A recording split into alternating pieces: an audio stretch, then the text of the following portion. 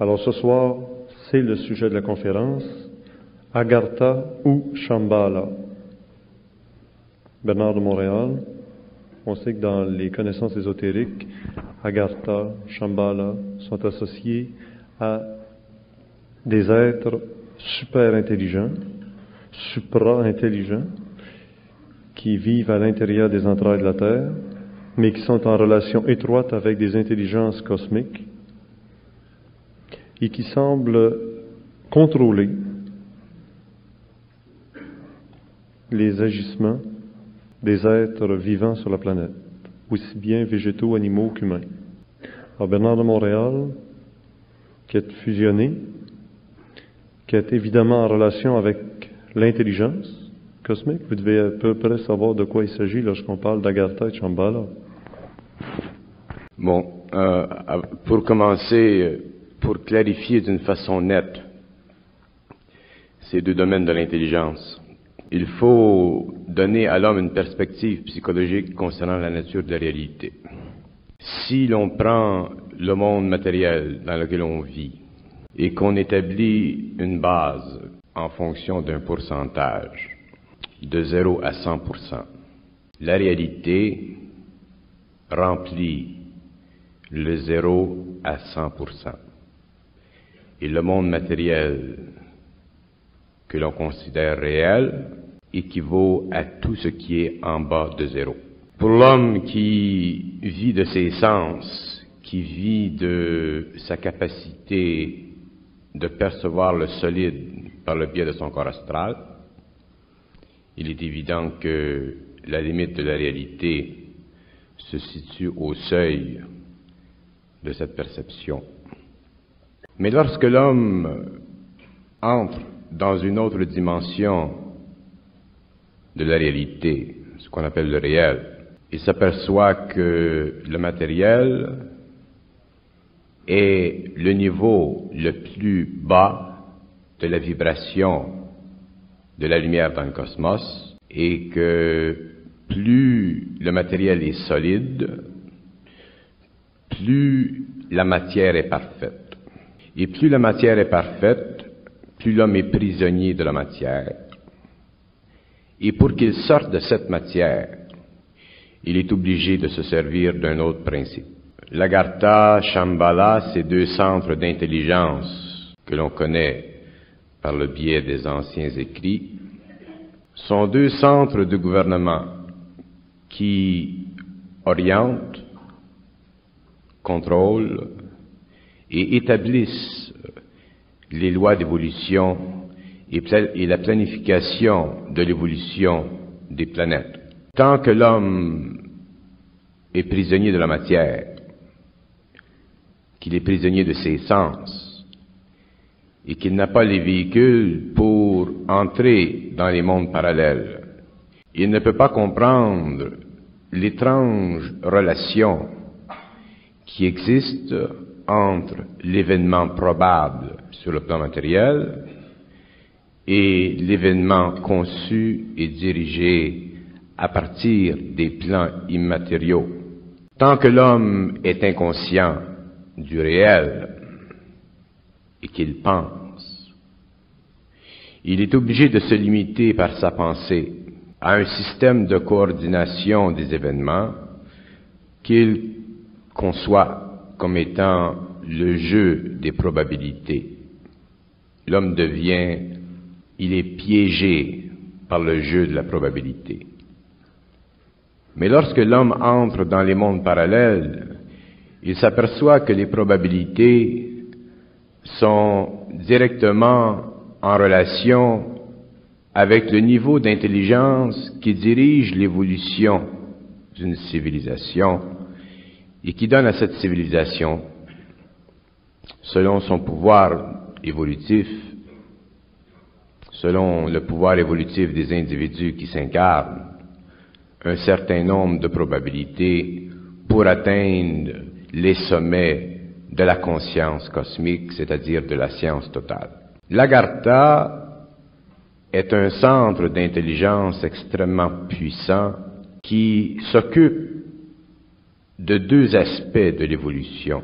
L'Agartha s'occupe premièrement, de donner à l'homme le matériel astral dont il a de besoin pour conquérir sa vitalité, pour aller au-delà de sa vitalité, afin de lui permettre de développer des sens qui puissent lui servir et qui puissent aussi l'aider à construire une civilisation matérielle. La fonction de l'Agartha, c'est de donner à l'homme une perception suffisamment haute du matériel pour qu'il puisse se motiver à construire dans le matériel. L'autre fonction de l'Agartha, c'est d'établir des relations vibratoires entre le corps astral de l'homme et les formes qui sont créées dans le mental réel de l'Agartha. Lorsque l'Agartha conçoit des formes, vient le temps au cours des siècles où la conception des formes dans l'Agartha mental coïncide avec l'intuition imaginative de l'humanité, et c'est ce qui permet à l'humanité de recevoir par intuition certaines bribes d'informations qui constituent au cours des siècles le matériel dont a de besoin l'homme pour le développement de la science. Si nous regardons Shambhala, la fonction est différente.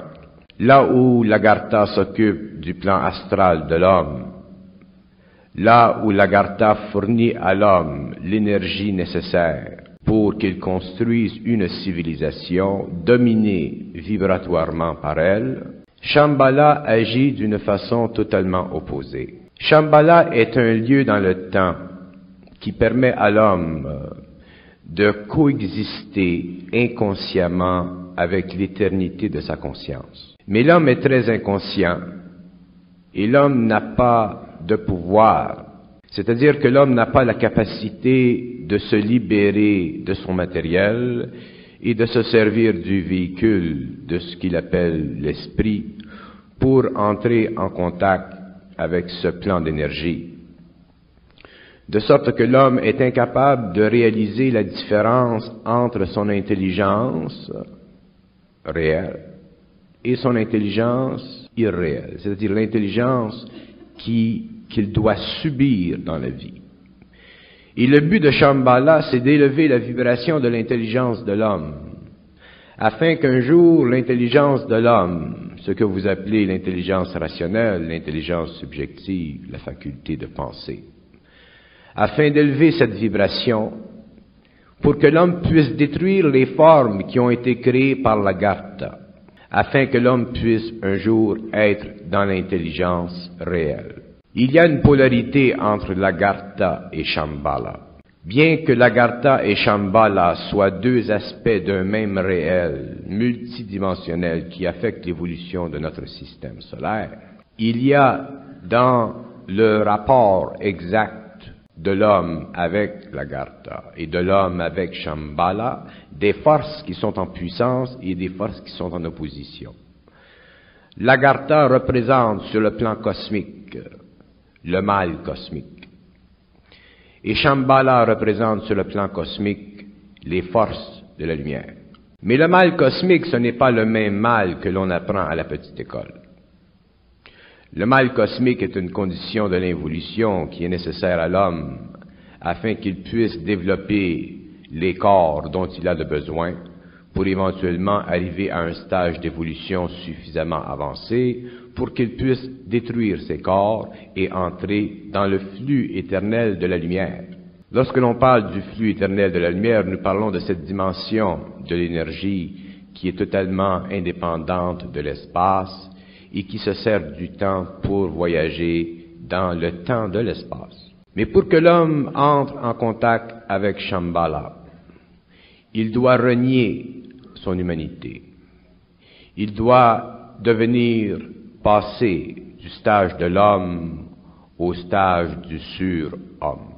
Et le stage du surhomme, c'est ce stage où l'homme n'est plus influencé par les planètes dont se servent l'Agartha pour contaminer l'esprit de l'homme, mais ce stage où l'homme peut conquérir par lui-même toute l'énergie qui entre en lui, sans jamais être influencé par le système solaire. Mais pour que l'homme entre en contact avec Shambhala, il faut qu'il soit de la même intelligence que Shambhala. Et pour être de l'intelligence de Shambhala, il ne faut pas pouvoir penser. Parce que penser, ça fait partie de l'involution de l'humanité, ça fait partie de l'involution nécessaire de l'humanité. Mais l'homme est arrivé à un stage aujourd'hui où il doit subir une mutation dans son mental. C'est-à-dire qu'il doit subir une mutation qui sera suffisamment puissante pour détruire en lui les formes créées par l'Agartha, afin de le libérer de l'astral, qui est le domaine psychologique, mental, lumineux de l'Agartha, pour éventuellement qu'il puisse, de ses propres ailes, entrer dans le monde pluraliste de la dimensionnalité parfaite de l'esprit cosmique solaire. Tant que l'homme vit dans la conception de l'humanité telle que la tradition lui a imposée pour son évolution progressive, l'homme est incapable de comprendre Shambhala. Tant que l'homme n'est pas capable de dépasser totalement l'illusion des formes qui ont été créées par l'Agartha pour la constitution de son privilège d'être humain et animal à la fois, l'homme ne peut pas transgresser les lois de la matière et se subtiliser à la matière afin de pénétrer dans les mondes lumineux de l'orbite solaire. Tant que l'homme n'est pas capable de substituer ce qu'il a été au cours de son évolution raciale, il est incapable de comprendre la dimensionnalité parfaite de la pluralité de l'esprit du mensonge cosmique, et à cause de ceci, il est incapable de pénétrer dans le temps à volonté. Il y a une différence essentielle entre l'Agartha et Shambhala pour l'homme qui sait. Il y a une différence essentielle entre ces deux mondes pour l'homme qui sait. Et quand je parle de l'homme qui sait, je ne parle pas de l'homme ésotérique ou occulte. Tant que l'homme est ésotérique et tant qu'il est occulte, il ne sait pas. Parce que lorsque l'homme sait, il n'y a plus d'ésotérisme, il n'y a plus d'occultisme, il n'y a plus de spiritualité. Il n'y a simplement que de la lumière. Et cette différence fondamentale entre ces deux mondes qui s'occupent de l'évolution de l'homme, il y a cette dimension de la réalité humaine que l'homme par lui-même, par son ego, de par sa subjectivité, de par ses émotions, de par sa pensée, de par son état planétaire, il ne peut dépasser. Pour que l'homme entre en contact avec Shambhala, il faut qu'à un certain moment de sa vie, il soit frappé de la vibration de Shambhala. Et s'il n'est pas frappé de la vibration de Shambhala, il demeurera impuissant parce que l'homme ne peut pas se connaître psychologiquement en se servant d'instruments psychologiques. Pour que l'homme se connaisse, il doit totalement souffrir la destruction des formes qui ont créé l'humanité présente et l'humanité ancienne. Pour que l'homme se sache, il doit être capable de substituer à volonté tous les aspects de tous les mots qui engendrent toutes les pensées possibles dans son esprit. Pour que l'homme puisse substituer l'irréel afin d'entrer dans le réel mental de Shambhala, il doit être capable de vivre une vie sur le plan matériel ou sur un autre plan, totalement en dehors de toute sécurité liée à la forme créée par l'Agartha pour la soumission de l'humanité pendant la période d'involution. Et l'homme arrive à la fin d'un cycle où il y a une division dans l'humanité qui se fera de plus en plus grande. Une division qui fera de l'Agartha la puissance mondiale jusqu'à ce que le cycle se termine et que Shambhala soulève de la terre matérielle que l'on connaît un certain nombre d'êtres dans différents pays pour qu'il se crée sur la terre un nouveau cycle de gouvernement qui ne sera plus dans la loi planétaire du mensonge et de l'astralité, mais dans la loi cosmique de la lumière et de la science pure. Mais avant que ne se rupture le pouvoir de l'Agartha sur l'humanité, l'homme devra vivre des changements qui coïncident avec le combat qui se situe dans les mondes parallèles.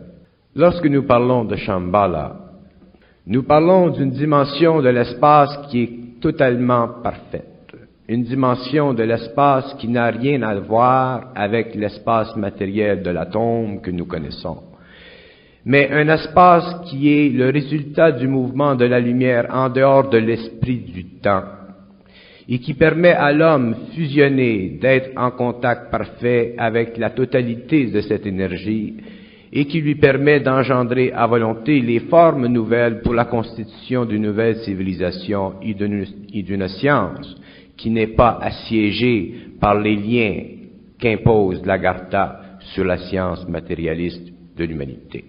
Shambhala, c'est une dimension, c'est un monde parallèle au monde de l'esprit de l'homme, et les hommes entreront dans Shambhala d'ici la fin d'une génération. Et ceux qui entreront dans Shambhala d'ici la fin de cette génération n'appartiendront plus à l'humanité parce qu'ils n'auront plus affaire avec l'humanité, mais ils aideront à l'évolution de l'humanité. En ce qui concerne l'Agartha, le cycle de revision de leur plan d'évolution se termine, et ce que l'Agartha avait dû faire pendant des siècles pour encourager l'homme et encourager son esprit à se suffire de la matière, afin que l'homme puisse devenir suffisamment dense, afin que son corps matériel ait la même densité que la matière matérielle, ce travail aura été fait.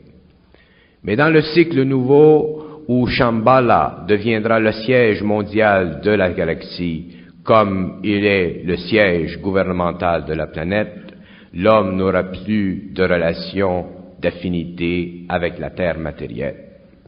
Et n'ayant plus de relation et d'affinité avec la terre matérielle, l'homme sera considéré immortel par les hommes mortels et pourra, une fois pour toutes, depuis le commencement des temps où l'homme a été institué en tant qu'image programmée de la vision de l'Agartha sur la terre, l'homme aura le pouvoir d'être le maître de la nature et de contrôler les mouvements de l'évolution de la planète et les mouvements de l'évolution de sa propre énergie dans la forme parfaite de l'éternité du mental suprême de Shambhala. Shambhala, c'est ce que l'homme appelle ésotériquement le paradis terrestre. Shambhala, c'est une dimension pure, parfaite, non contaminée. Et c'est une dimension qui est totalement libre de tout ce qui est astral. Lorsque l'homme aura pénétré Shambhala, il sera maître de la nature et pour la première fois depuis son inception dans le monde matériel de la Terre, de ce globe, il aura le pouvoir mental égal, universel, de dialoguer avec ceux qui viennent d'ailleurs, ses frères de l'espace, et comprendre le langage parfait de ces êtres et d'instituer en relation avec ces êtres la première triénie de l'avancement de la science globale du monde éternel de la matière de l'atome. Et c'est à partir de ce moment-là que l'homme commencera à comprendre jusqu'à quel point il était ignorant et jusqu'à quel point son orgueil bloquait sa vision des choses parfaites de la lumière. Mais l'homme ne peut pas entrer dans la lumière sans qu'il soit totalement aveuglé. Et c'est pourquoi l'homme, afin de rentrer dans la lumière, doit être totalement abattu. Et quand je dis abattu, je veux dire que les formes qui le soutiennent psychologiquement, les formes qui alimentent son émotionnel et son mental intellectualisé, mécanique, rationnel, fondé sur la mémoire qui programme son émotion et ses idées, tous ces aspects de l'homme seront détruits par les vibrations de Shambhala. Et les vibrations de Shambhala coïncident parfaitement avec l'initiation solaire de la planète. Tant que l'homme n'aura pas compris la dimension parfaite de Shambhala, il sera sous l'emprise de l'Agartha. Et l'Agartha continuera son travail sur le plan matériel, comme elle le continue sur les plans invisibles, et l'humanité demeurera souffrante, pauvre et sans intelligence. Vous avez parlé du paradis terrestre. Il m'apparaît évident qu'il y a eu deux grandes déchéances dans l'histoire cosmique. La déchéance d'Adam et Ève au paradis terrestre, mais avant, une autre déchéance d'êtres de lumière, qu'on appelait les anges, qui sont devenus les démons et qui ont été dominés par Saint Michel Archange, pour donner des noms. Les êtres qui font partie de l'occultisme, qui sont connus dans l'occultisme comme ayant vécu la déchéance, sont les êtres qui sont les suprêmes manipulateurs de l'énergie de l'Agartha. Au départ, ils étaient des êtres de lumière. Ils étaient des êtres de lumière parce que tout vient de la lumière, mais lorsque la lumière sort de la lumière, elle entre dans les espaces absolus et crée des mondes nécessaires à son évolution. Mais ils ne deviennent pas pour cela des êtres de ténèbres. Les êtres de ténèbres, le concept spirituel, ésotérique, occulte des êtres de ténèbres veut dire ceci. Un être de ténèbres, c'est un être qui constitue pour la majorité du temps la fonction créative de ce temps jusqu'à ce que l'unité biologique pensante, évoluante, intelligente puisse sortir de ce temps-là. Les ténèbres existeront tant que l'homme ne sera pas retourné à la lumière. Et lorsque l'homme retourne à la lumière, le travail des ténèbres est terminé et l'homme entre dans un travail nouveau. Alors les ténèbres sont aussi importants dans l'évolution du cosmos que la lumière. Les êtres d'Agartha, pour réussir leur plan, utilisent-ils des contacts avec des êtres humains sur un plan matériel? Les êtres de l'Agartha sont trop sages pour utiliser des contacts avec les êtres humains sur le plan matériel. Ce qu'ils font, c'est qu'ils programment l'être humain à recevoir par le biais du mental ou par le biais du corps astral certaines impressions qui constituent dans son organisation psychologique une vision. Et c'est par la vision que les êtres de l'Agartha entrent en contact avec l'homme. Qu'on peut penser être des extraterrestres? Qu'on peut penser être n'importe quoi, parce qu'ils ont un pouvoir total sur la pensée de l'homme. Et je répète, qu'on pourrait prendre pour des soucoupes volantes et des extraterrestres? N'importe quoi. Il faut comprendre la nature de l'intelligence cosmique. L'intelligence cosmique est puissante. Et elle est grande. Et l'homme n'a qu'une sécurité contre l'intelligence cosmique. C'est la destruction en lui des formes qui font que cette intelligence cosmique-là puisse se servir d'eux et les manipuler. Lorsque l'homme est libre de la forme qui est créée par l'Agartha, il est libre, et étant libre, il peut se servir de l'énergie cosmique dans le mental et détruire toutes les formes qui ne conviennent pas à la vibration de l'énergie. Et c'est pourquoi on dit que l'homme qui est cosmique vit d'énergie, il ne vit plus de forme. Peut-il y avoir des êtres qui entrent en relation avec des êtres de la lumière de Shambhala? Il y a des êtres qui sont en relation par le biais du mental supérieur avec Shambhala. Effectivement, comme il y a des êtres sur le plan matériel qui sont en relation avec l'Agartha. Peuvent-ils lui apparaître aussi comme étant des extraterrestres en soucoupe volante brillante? Lorsque les hommes entreront en contact avec les extraterrestres,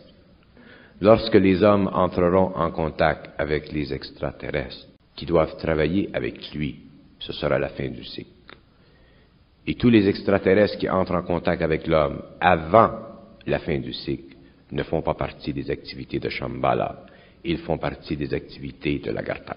Il n'y a aucun extraterrestre sur la Terre aujourd'hui qui fait partie de l'humanité de demain. Ce sont des êtres qui sont liés par le réseau mental de la planète Pluton et qui se servent de Pluton comme résonateur afin de pénétrer dans notre système solaire. Et leur lien est avec l'Agartha. Et lorsque l'homme entrera en contact avec les extraterrestres, que cet homme soit n'importe où, dans sa maison, dans la forêt, sur un lac, isolé dans le monde, ces êtres-là viendront en contact avec lui parce qu'ils savent où il est. Mais si l'homme court et va vers les extraterrestres, il sera constamment déçu parce que ces êtres font partie de la loi du mensonge cosmique. J'ai parlé de deux déchéances. J'ai rappelé deux déchéances, celle des anges, des bons anges qui sont devenus des mauvais anges, celle d'Adam et Ève qui a été chassés du paradis terrestre, parce qu'ils ont succombé à une tentation. Mais quelle est donc cette fameuse tentation? Adam et Ève a perdu contact. Adam a perdu contact avec Shambhala afin de pouvoir commencer l'évolution de son travail. Et lorsqu'il a perdu contact avec Shambhala, il a été mis en contact avec l'Agartha par le biais du corps astral.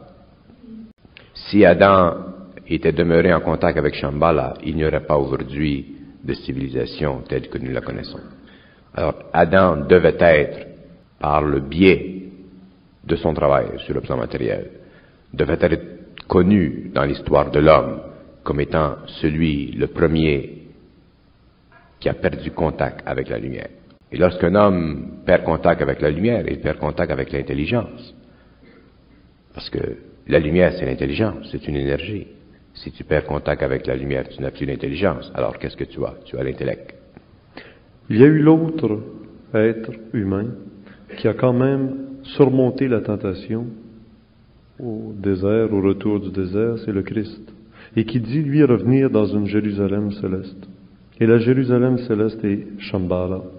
Le Nazaréen fait partie de l'énergie triomphale du cosmos. Le Nazaréen, dans sa conscience cosmique, non pas dans sa personnalité humaine, fait partie de l'énergie triomphale du cosmos. Et l'énergie triomphale du cosmos, c'est cette énergie qui permet à une planète de se reconstituer en lumière. Et la planète Terre se reconstituera en lumière au niveau de Shambhala. Et c'est pourquoi, lorsque l'homme entrera dans Shambhala, il verra que toutes les dimensions de l'aspect christique y sont contenues. Mais nous devons réaliser avec calme et avec intelligence. Et c'est pourquoi que l'on essaie de s'infiltrer par le biais de la pensée dans des domaines qui n'appartiennent pas à l'homme, mais au surhomme. C'est normal, ça fait partie de l'évolution de l'homme. Mais il faut convenir à un certain moment que là où il y a un homme, il n'y a pas de Shambhala possible pour lui. De situer Agartha au centre de la Terre. L'Agartha se situe au centre de la Terre par rémification. L'Agartha a 7 centres d'énergie.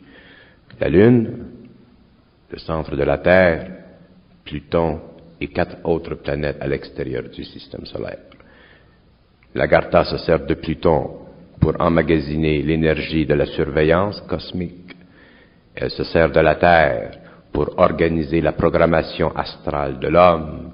Elle se sert de la Lune pour faire rebondir son éther afin que l'homme puisse se sentir en sécurité émotive sur le plan terrestre. Les êtres d'Agartha sont-ils prisonniers du temps et de l'espace? Les êtres de l'Agartha sont prisonniers du temps. C'est leur grande souffrance. Et c'est pourquoi l'homme de demain, l'homme, le surhomme, ne sera pas prisonnier du temps. Parce que son ego sera totalement esprit. J'ai déjà dit dans une de mes conférences ou dans un symposium, je ne sais pas, que le monde des esprits, là où va l'homme après la mort, devra un jour être totalement libéré. Et lorsque les hommes ne mourront plus, ils n'iront plus dans le monde des esprits, et à partir de ce moment-là, il n'y aura plus pour l'Agartha de travail sur la terre.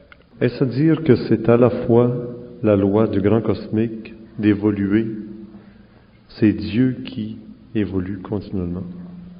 Le mot Dieu est un mot qui a été mis dans l'esprit de l'homme pour lui permettre d'avancer spirituellement vers l'abstrait, vers l'invisible, afin de lui donner un certain courage devant la vie matérielle difficile.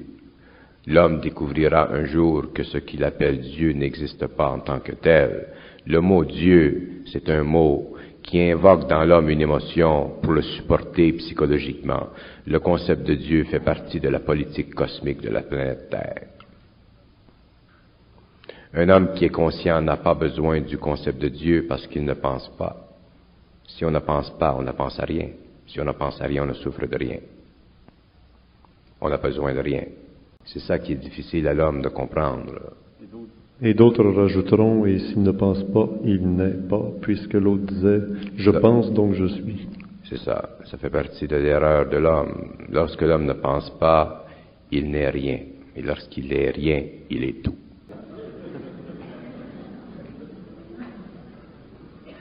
Alors j'entendais par Dieu tantôt la manifestation des Aleph originels qui fait qu'à la limite de cette manifestation des Aleph, il doit y avoir inévitablement une action agarthienne, si on veut, genre agartha, pour que les choses descendent dans la matière.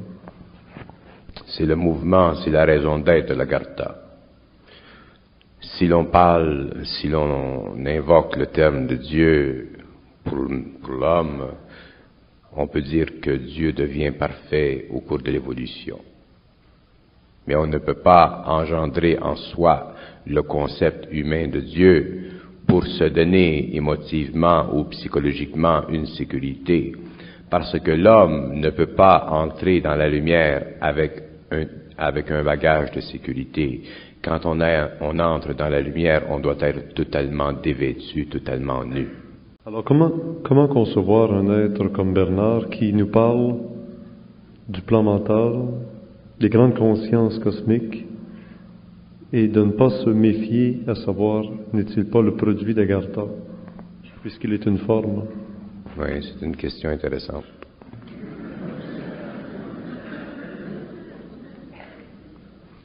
Je sympathise avec la question. D'ailleurs, je sympathise avec tous les gens qui me rencontrent, parce que je réalise très bien que l'homme n'est pas outillé pour voir à travers le mensonge, et que l'intelligence est un outil à deux tranchants. C'est pour ça que je dis et que je crie à tous les toits et à tous les vents depuis quelques années, ne croyez pas. Écoutez, entendez, et ne croyez pas. Et lorsque les gens seront dans leur propre intelligence intuitive, ils pourront sentir de plus en plus. Mais si l'homme croit, il est foutu. On ne peut pas se permettre de croire un homme qui est en relation vibratoire avec l'intelligence. Parce que tous les hommes ont en eux ce pouvoir. Et lorsque l'homme a en lui le pouvoir de l'intelligence qui grandit, à ce moment-là, il peut voir cet homme, mais par lui-même. Ne jamais être sous la domination d'une personnalité, quelque intelligente qu'elle soit ou qu'elle apparaisse. Ce qu'on appelle le phénomène de l'illumination. Le phénomène de l'illumination, c'est un phénomène spirituel qui fait partie de l'évolution, qui fait partie des liens entre l'homme mystique et l'Agartha.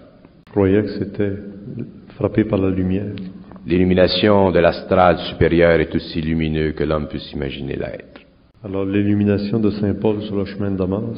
L'illumination de Saint Paul sur le chemin de Damas est un concept spirituel de l'Église pour indiquer l'évolution spirituelle de Saint Paul. Ça, c'est une chose. Mais l'illumination de Saint Paul n'est pas ce que les gens appellent l'illumination de Saint Paul. Lorsque Saint Paul est venu en contact avec la lumière, il est venu en contact avec la lumière. Venir en contact avec la lumière et être illuminé, ce sont deux choses différentes.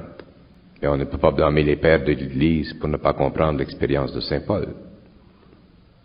Mais l'illumination, c'est un phénomène spirituel mystique interne qui sert à l'évolution et qui permet à l'homme de représenter sur le plan matériel des aspects bénéfiques de l'évolution spirituelle de l'homme. Mais ce n'est pas de la spiritualité que vivra l'homme du 21e et du 22e siècle, du 23e siècle. C'est de la science cosmique, de la science pure. La spiritualité, c'est une forme qui allège le fardeau de l'homme. Je n'ai rien contre l'illumination, mais il ne faut pas confondre l'illumination avec la conscience cosmique. L'illumination fait partie du monde astral, du reflet de l'astral dans la conscience de l'homme. La conscience cosmique, lorsqu'elle pénètre l'homme par vibration, détruit toute subjectivité dans l'homme et l'homme n'est plus rien. Et lorsqu'il n'est rien, il comprend ce qu'il est.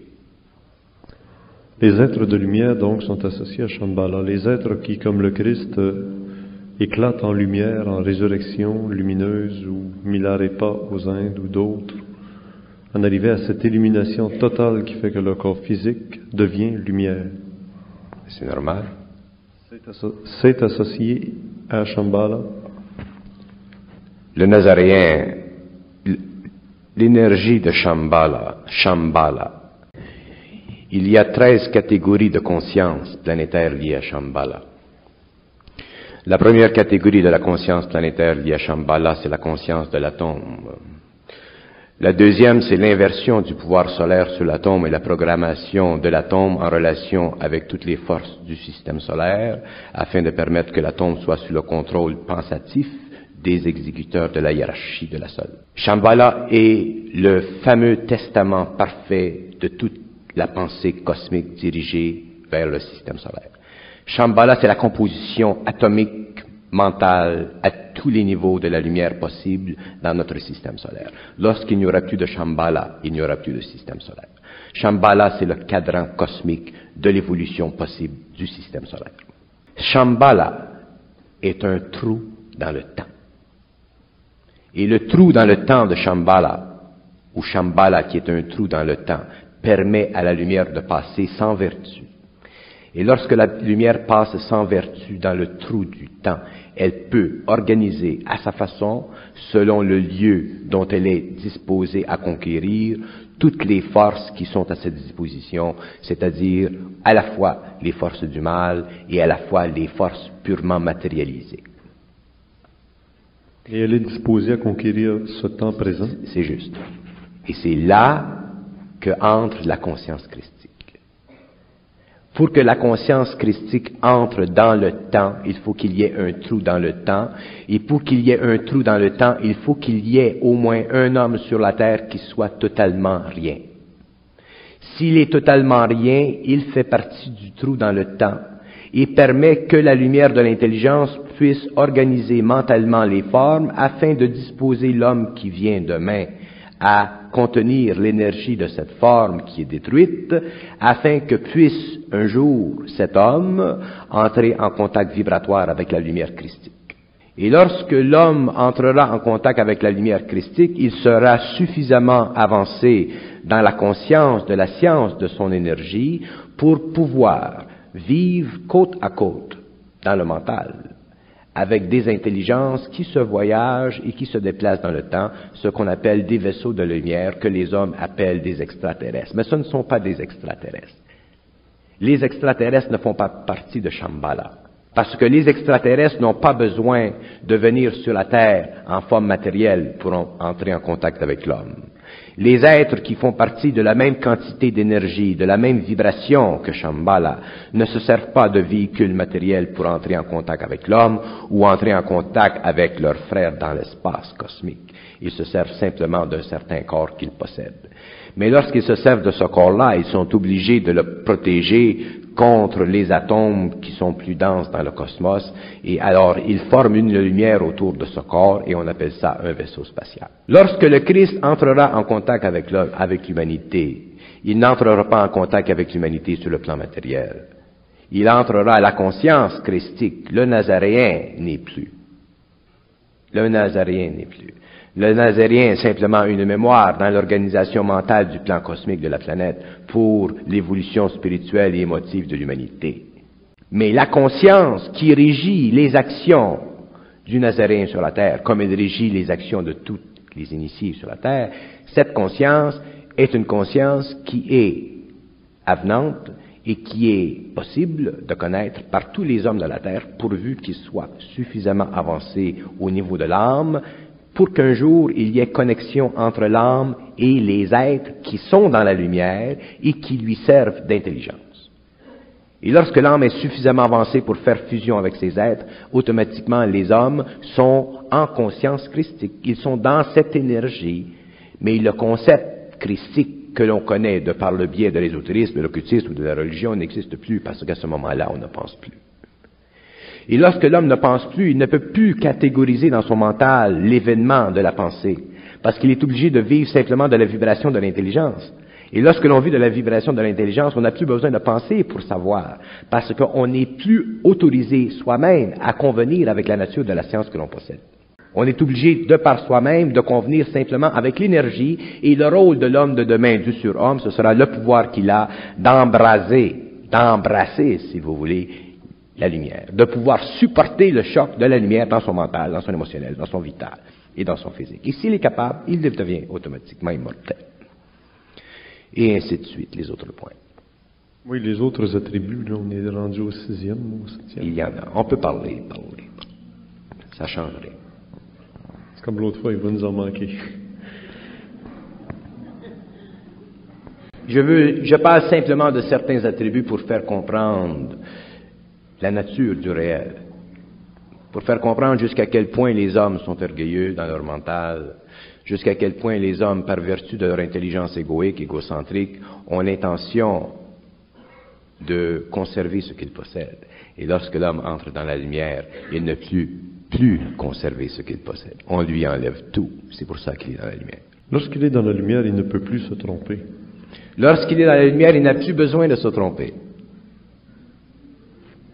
L'infaillibilité du pape. Non. Non. Se tromper,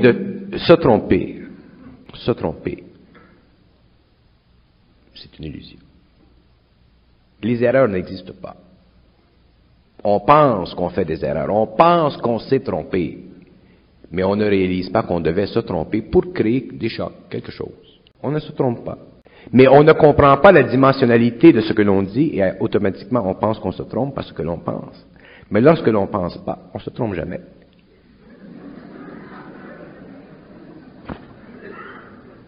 Vous avez fait état publiquement il y a quelques semaines ou il y a quelques mois que quelque part dans la province il y aurait des ovnis, et ainsi de suite. Et je vous avais déjà averti, j'avais déjà dit, il y a des gens qui peuvent voir, il y a des gens qui ne voient pas. Et sur une foule de 200 personnes, il peut y en avoir 1, 2, 3 qui voient, et tous les restes ne voient pas. Et il est évident que s'il y a 197 personnes qui ne voient pas, il est évident que la presse va dire, ou va prendre la part des 197 qui ne voient pas, et d'appeler les autres illuminés. Mais c'est pas le point que je veux faire. Mais je vous avais mis en garde. J'avais dit, vous parlez des extraterrestres, ils ne viendront pas. Ils ne viendront pas suffisamment en puissance vibratoire pour vous donner raison, parce que c'est contre les lois, pour le moment. Mais d'un autre côté, vous aviez raison, parce que la même date, à Vancouver, il y a eu des extraterrestres. Alors vous ne vous êtes pas trompé, mais vous avez fait l'erreur de penser que vous aviez raison.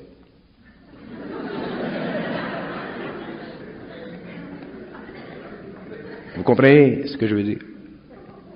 Parce que aussitôt qu'il vient quelque chose à votre esprit, ce que vient à votre esprit pour une raison. Mais on est toujours un peu en arrière de la raison qui vient à notre esprit. Et c'est là la différence entre l'homme inconscient et l'homme conscient. L'homme qui est conscient comprend instantanément pourquoi il dit telle chose. Il comprend tous les aspects de ce qu'il dit. Alors pour lui, il n'y a jamais d'erreur. Et pour le 17 octobre? Pardon? Pour le 17 octobre qui s'en vient, 1981. Ça, c'est vos affaires. C'est parce que pour un homme qui est dans la conscience, ça devrait être facile de nous expliquer qu'est-ce qui s'en vient. L'homme qui est dans la conscience n'est pas intéressé à supporter émotivement et intellectuellement l'homme qui ne l'est pas.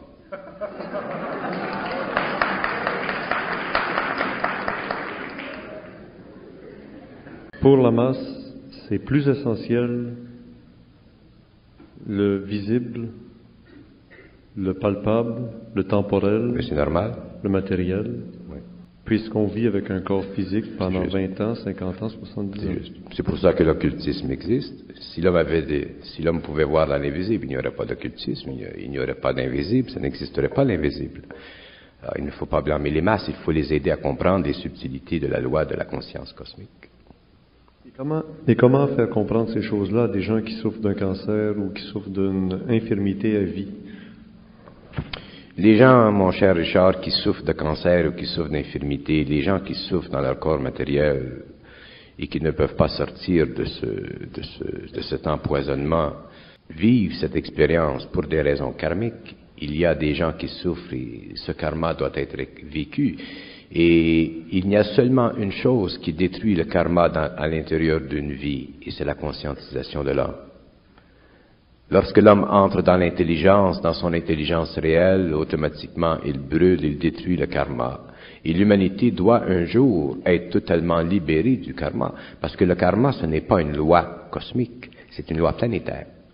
Et un jour, l'homme doit se libérer du karma, parce que l'homme ne peut pas entrer dans la lumière avec du karma. L'homme doit détruire le karma. Mais pour détruire le karma, il faut qu'il y ait en lui une intelligence réelle et une volonté réelle. Il y a toujours bien des extraterrestres qui guérissent des humains de cancer, de sclérose en plaques, de d'autres sortes de maladies ou de brûlures physiques. Il y a des extraterrestres qui aident les hommes, qui les guérissent. Il y a des extraterrestres aussi qui brûlent les hommes. Ça fait partie de leur pouvoir naturel. Les extraterrestres ont le pouvoir sur la matière. Alors maintenant, on va entrer dans l'épilogue de la conférence de ce soir de Bernard. L'épilogue, ce serait le suivant. Il s'appelle Kadhafi. On s'appelle les Américains, la bombe au neutron. On voit la Pologne qui se prépare à vouloir se libérer, alors que juste à côté, la botte est là pour l'écraser. L'épilogue de ce soir serait celui-ci. Shambhala ou Agartha? Shambhala. L'homme.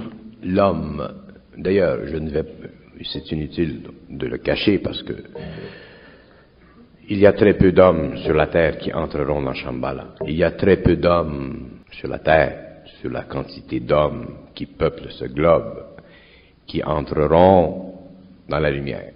La majorité de l'humanité doit mourir par le processus normal de la mort. Et je ne compte pas les événements mondiaux qui peuvent se créer d'ici à 1 ou 2 générations d'hommes.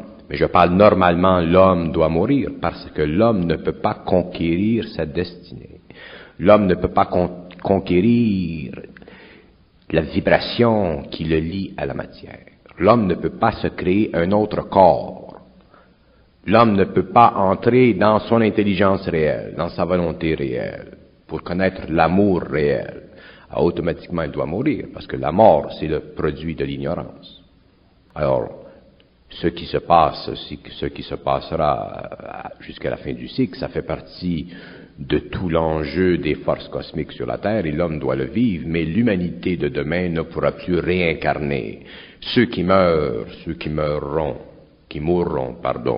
d'ici la fin du cycle, ne pourront pas se réincarner avec autant de facilité sur le globe terrestre qu'ils avaient avant. Ils seront obligés de continuer leur évolution sur d'autres globes pour ne pas retarder l'évolution de la planète. Il faut considérer que l'homme est un être extrêmement prêt et extrêmement retardé. Il est les deux. L'homme est prêt. Mais très peu sont prêts. Et Agartha et Shambhala ne peuvent-ils pas intervenir? Non, ils ne peuvent pas intervenir parce que vous ne pouvez pas demander au président d'une compagnie d'abréger les lois. C'est lui qui établit les lois. C'est l'Agartha qui établit les lois de l'évolution, c'est Shambhala qui établit les lois de l'évolution. Et les lois sont fixes, elles sont parfaites, et elles demeurent. L'homme doit entrer dans le règne de la lumière ou mourir dans la mortalité profane de la planète. Le reste, c'est de la sentimentalité, c'est du désir spirituel. Il n'y a donc pas de combat entre Shambhala et Agartha? Ce n'est pas qu'il y a un combat entre Shambhala et Agartha, c'est que ces deux dimensions ont des activités qui leur sont propres. Le combat, il est vécu dans l'homme, au niveau du mal planétaire. Je vous donne un exemple. Si nous prenons le pouvoir de l'argent dans le monde aujourd'hui, l'argent est contrôlé vibratoirement dans l'invisible par Pluton.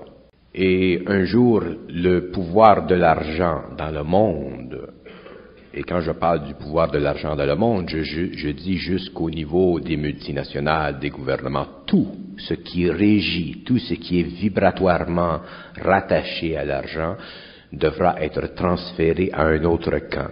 De sorte que le pouvoir de l'argent dans le monde, un jour, ne sera plus dans les mains des forces de l'Agartha, mais sera dans les mains des forces de Shambhala. Et lorsque l'argent sera contrôlé par Shambhala, il y aura des formes plus harmonieuses d'échange entre les hommes. Pour que Agartha travaille, on accepte des êtres associés à Shambhala. Mais pour que Shambhala travaille, on élimine tous les êtres d'Agartha. Parce que l'Agartha fait partie de l'involution, l'Agartha fait partie des activités cosmiques de la planète qui tirent à leur fin. Tandis que Shambhala commence son activité avec l'homme. Et tout en la commençant, Shambhala lorsque Shambhala, lorsque la lumière entre dans son cycle, les ténèbres doivent cesser. C'est un autre cycle. Qui, dans le cosmos, dicte la loi? La lumière. Regardez la nuit. Quand le soleil vient, les ténèbres se repoussent. Lorsque le soleil se retire, les ténèbres entrent. Les ténèbres sont l'absence de lumière. Vous comprenez? C'est la même chose avec la Shambhala. Lorsque Shambhala entre en action, l'Agartha doit se retirer. Il n'y a pas de choix.